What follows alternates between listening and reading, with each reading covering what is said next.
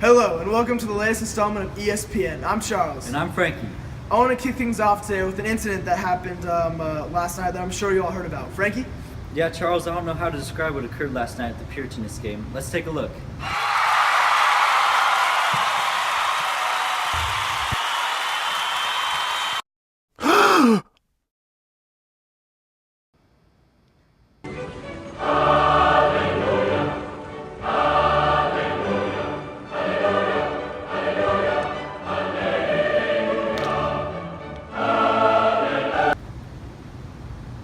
Simply incredible, Charles. Yeah, you don't see that every day. Let's see what he has to say about it during the interview. Thanks, guys. Alex here. I'm here with William Bradford. Care to explain what happened during the game tonight? First off, I'd like to thank my teammates and also God. I believe God offered me a newness of life, and I'm grateful for that. Well, you heard it here first, folks. William, thank you. Thanks. Back to you guys. Thanks, Alex. You know, that's a good kid that knows how to play basketball. I see great things in his future. As do I.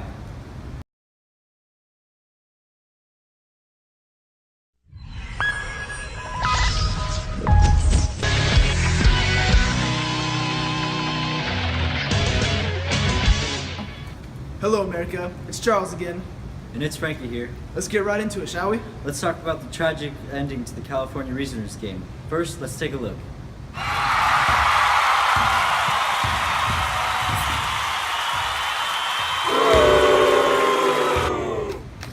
It's always sad seeing a team get eliminated in that fashion. Yeah, but it was impossible for him to make that shot. The facts just don't add up. Yeah, there's no such thing as miracles. Even though the Reasoners were eliminated, the coach still received Coach of the Year. Let's see what he's up to during the offseason and how the team's getting ready for the next year.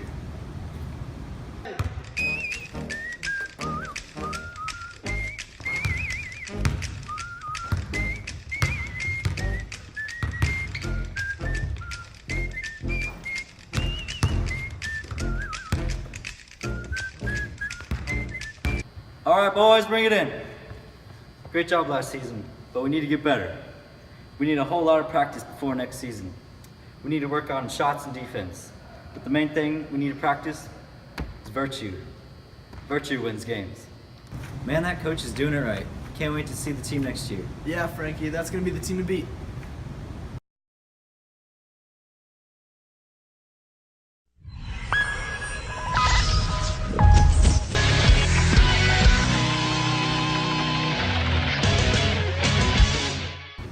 Frankie here with ESPN. And as always, Charles.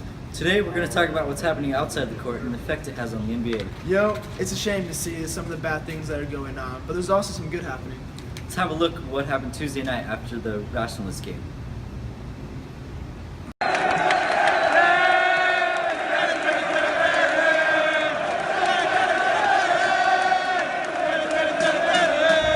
What you just saw was a group of people, the so-called named romanticists, revolting outside the Rationalist game. It's a shame to see what we are coming to, but I see the reasoning behind the revolt.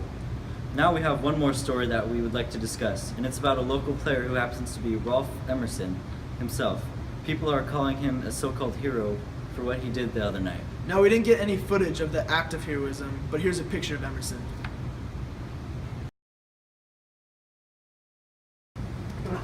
What he did was run into a burning building to save a cat that was trapped. Truly an incredible guy. Great to see players be heroes on and off the court. And that's all we have time for on the special edition of ESPN. Take care and good night.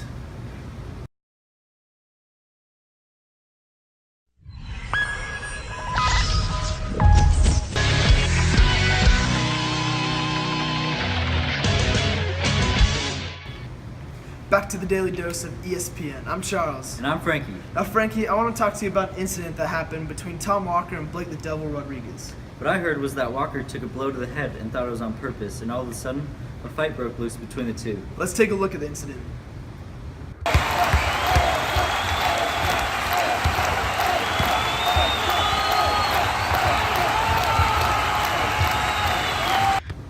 Now that was just rebellious by the two players, not classy. We actually have an interview from Walker after the game. Let's take a look.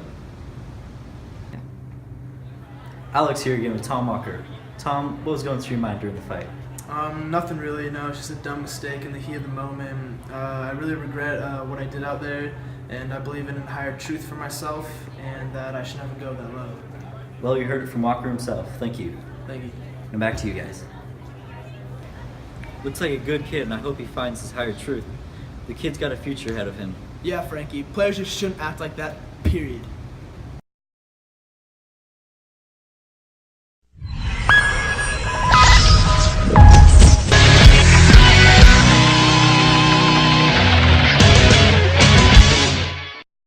Frankie here, And Charles. and you're watching ESPN. Today, Charles, I want to start off things with almost what everyone is talking about. What is that? The stadium change of the New York Modest. It seems to me that they strayed away from the rural design and went with a much more urban design. Do we have any before and after pictures? As a matter of fact, we do.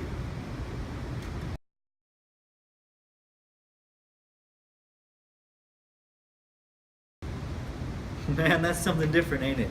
It sure is. Much more urbanized, and it looks better also. Now I want to bring up the players from the draft this year. Is it me, or does that generation feel almost lost? I have to agree with you on that. They all kind of look lost now that you say it.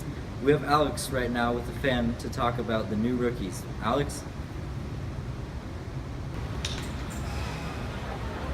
Hi guys, Alex again. Now I'm here with Marty?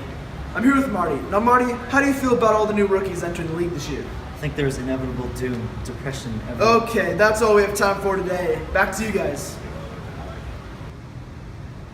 That was odd. Not sure what happened there, but it looks like that's all we have time for tonight. Thank you and good night.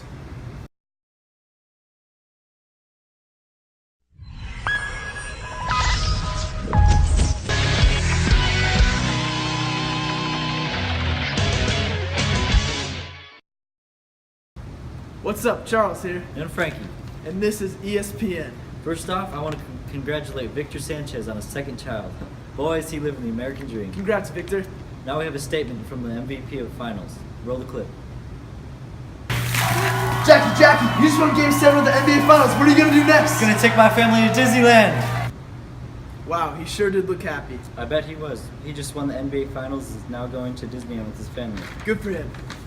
Last thing for today is something odd, but more frequent now.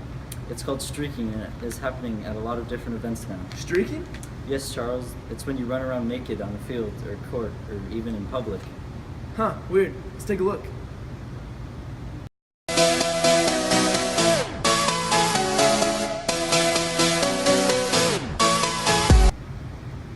That is the strangest thing ever. I'm going to have to agree with you on that one.